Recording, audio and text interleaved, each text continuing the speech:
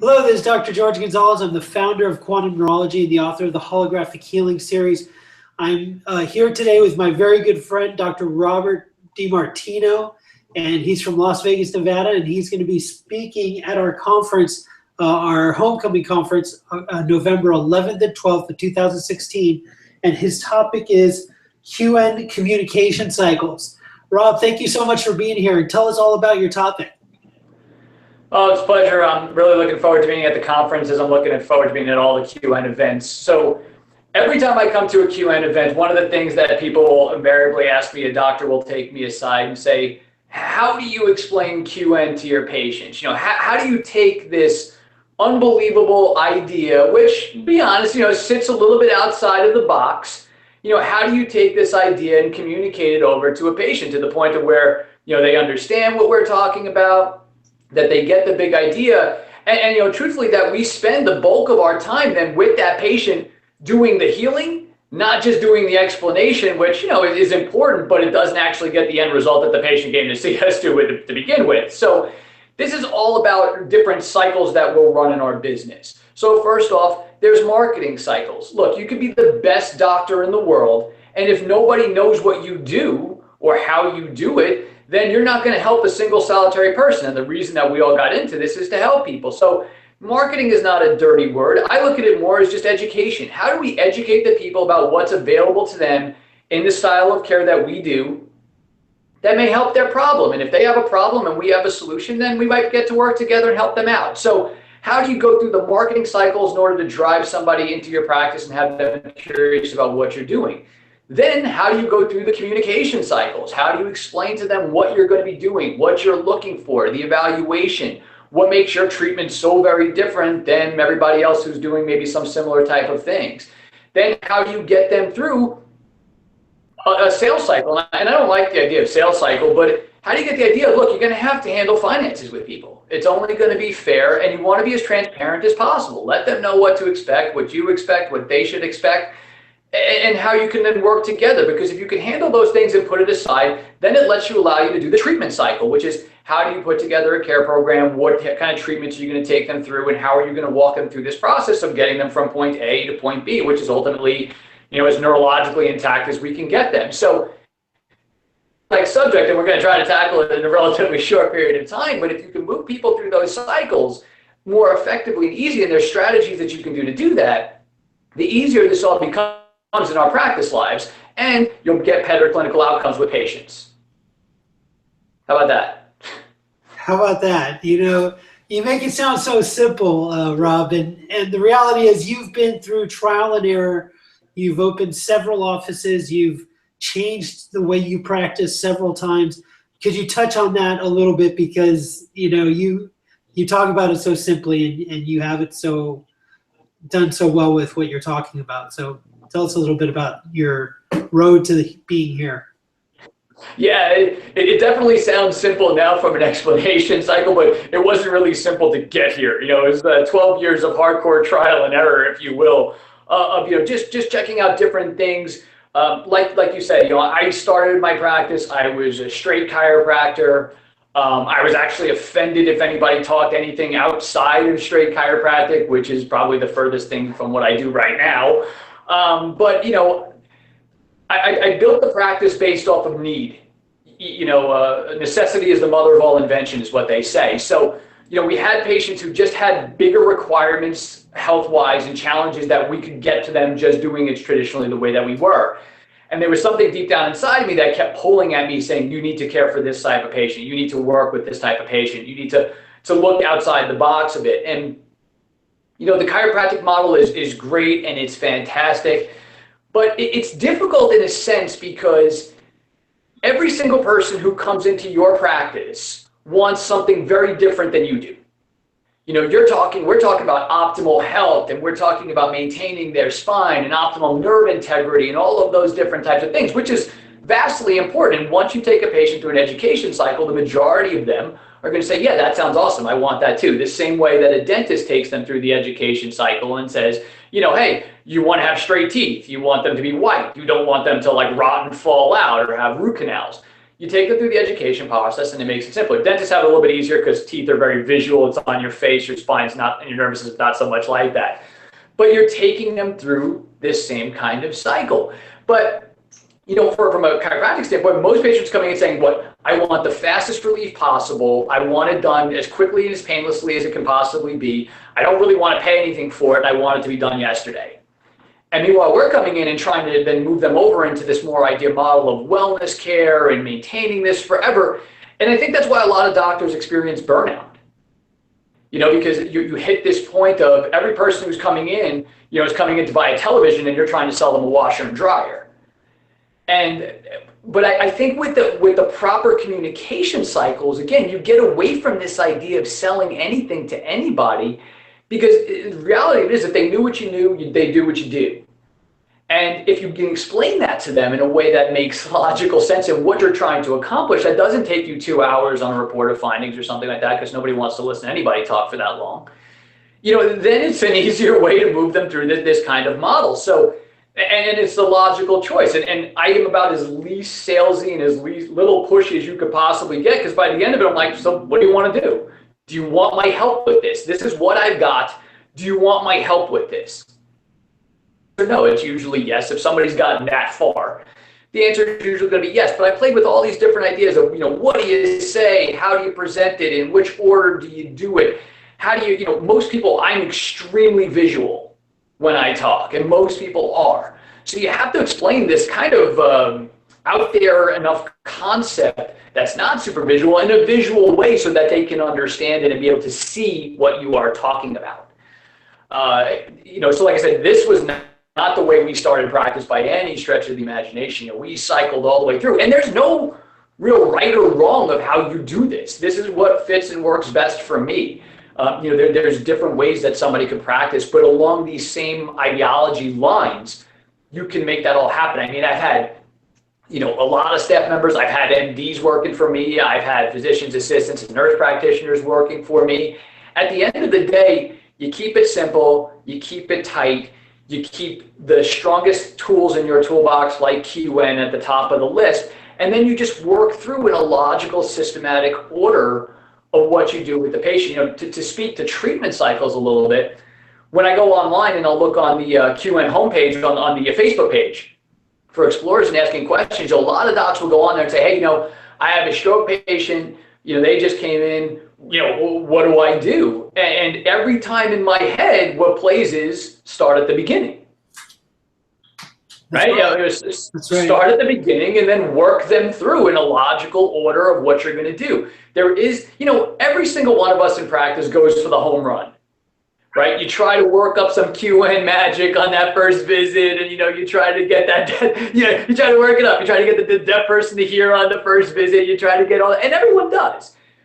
And and that may or may not work. And if it does for that percentage of the population, I mean, it's amazing, it's wonderful, everybody cries and hugs.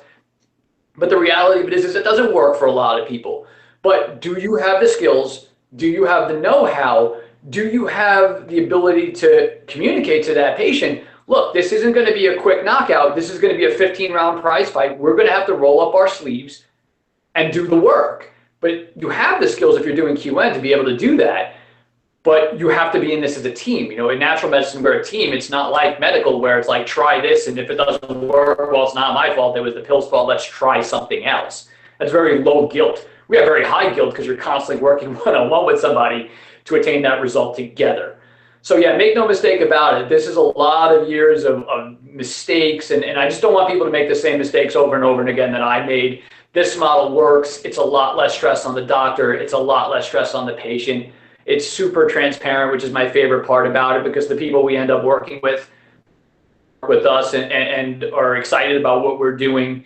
And, so I'm hoping to impart some of that knowledge over and tricks that people can go back on Monday and start implementing in their practice to see a difference. That's great. And I was on a walk today and I saw this turtle and I was racing the turtle, and I posted on Facebook. I don't know if you saw it, Rob, but I won the turtle, and I said that I learned from the rabbit's mistakes. I didn't take a nap during the middle of the race, right? Yeah. And I think this one of those situations. Listen to Dr. Rob DeMartino and listen to his errors that he's done. Learn from his mistakes. Don't repeat them as we usually do, trying to find our way through things. And Dr. Rob has been amazing at rebuilding and rebranding himself and helping his community and taking what he's doing on a larger scale. Even thinking about expanding his offices there. But I don't know where that's going yet, but it's in the thought process. That's a 2017 goal right there. Well, we'll see where that goes. We're rooting for you all the way. And in terms of things that are affecting people's health, Rob, what are the biggest things you're seeing out there? Because you're helping a lot of people with chronic illness. What's one or two of the things that if somebody were to avoid, they wouldn't fall into the trap door? And if they are already in the trap door, what are the things that would get them quickly out by avoiding? Yeah, so part of this issue that we're seeing right now is, you look at the stats and they're terrifying. Over a 600% increase in brain disorders causing death in the last 20 years. And that sounds like a very fancy number, but what does that mean in like hardcore nitty-gritty terms? It literally means our brains are not making it our lifespan. Our brains are giving out before our time here and literally should be up. And that's what the major cause of death is at this point, which is a terrifying thing because it's not a great way to go. It comes with a lot of discomfort. It comes with a lot of life-altering type of problems, and it really affects our quality of life where, for most people, they work so hard to get themselves to a certain point where they can really, kind of kick back and enjoy life. And we're really not getting that right now. And I think, from our focus constantly needs to be, what can we do to keep this brain going on the highest level that we possibly can? Because, where the brain goes, the body follows. And I see so many practitioners, teachers out there talking about it almost in the other direction, where they're kind of focusing on the body and leaving the brain necessarily out of it, which is why I think QN is like such the star of the show, because it lets us, affect the brain in such a powerful way that we can even demonstrate. But that's fast, that's easy, that's easy to learn, it's easy to break down into a treatment cycle. And then, just what else that you can do. But right now, we all have to understand that in this world, in this environment that we are living in right now, we are all losing more energy than we are making. That's pretty much become like my hallmark statement across the line when I teach or when I'm teaching doctors or we're talking to patients. We're all losing more energy, and I'm included in that because this is the environment in the world that we've created. So if we keep living the same way, assuming that we're getting all of this energy from our environment the way that we always have, while it's very easy for science to prove that that's not true, we're going to hit a point where something's got to give.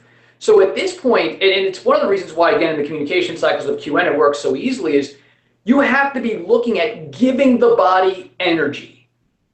What can you do to make sure that we're restoring the energy, all the energy sources to the body? And I'm going to be real honest with you. It's real difficult to do that all through nutrition. You can do it and it works, but it's real difficult. There's other high-end things that you can really leverage to do that. But how do you get the energy back to the body? How do you stop them from losing energy in places where they shouldn't be? And then how do you coordinate that energy so that the body will then heal itself? If you do those three things, supply them all the energy that they need, make sure that they're not, losing, hemorrhaging energy, and then coordinating it, the only thing that can really happen to the body is it heals. But this is a very different world than it was 50 years ago, where some of those stressors on our system weren't so chronic, weren't so permanent, and we were still getting all of this energy.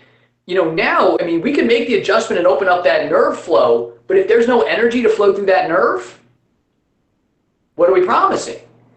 So I think we have to take into account with our patients, especially because really nobody's talking about this but us. We are going to be the educators of this, of what they can do in order to make sure that they limit that loss of energy and how to move forward. Look, talk about communication cycle. This is nothing more than a bank account. If you spend more money than you make, you have debt, right? we're all living an energetic debt. And without energy, the body doesn't run. And since your brain is the big hog of energy, if you supply it with more and then you activate it like what QN is capable of doing, the results you see start becoming exponentially larger. So that's how we've really been able to go into this chronic disease world and start making really significant changes with certain problems that were thought to be, not changeable, or maybe explain some things that really weren't explainable. Because we're finding now in the chiropractic or natural health medium where we talk about limitations of matter, we're finding out now that really limitations of matter are more limitations of energy. And QRM works so well because we're working with energy, and that's the hallmark of what you're doing. Absolutely. And I want to remind everybody about a story of Dr. Edward Chauvin, who had a brain aneurysm, and his recovery was he had surgery done for the aneurysm, but his rehabilitation was with quantum neurology, and he was back to work 30 days after his injury with 0 neurological deficits. And it's an amazing thing when you see that level of healing and what's possible, and how to step by step achieve these things, and to be able to apply the principles that Dr. Rob's talking about and put it all together. It's phenomenal. And we're going to be sharing a lot of these concepts and principles at the homecoming event here in November 11th and 12th of 2016. I'm so excited to see you there, Rob, and hear your full story. And of course, we love hanging out and doing things, and we speak together when we're on the road at several events, like we spoke together at the Master Circle event. And we didn't go bowling this time, but yeah, not this time. I need another chance to get you back on that. But thank you so much for being here and sharing your knowledge with everybody. We have a great lineup of speakers on this event. We hope to see you there.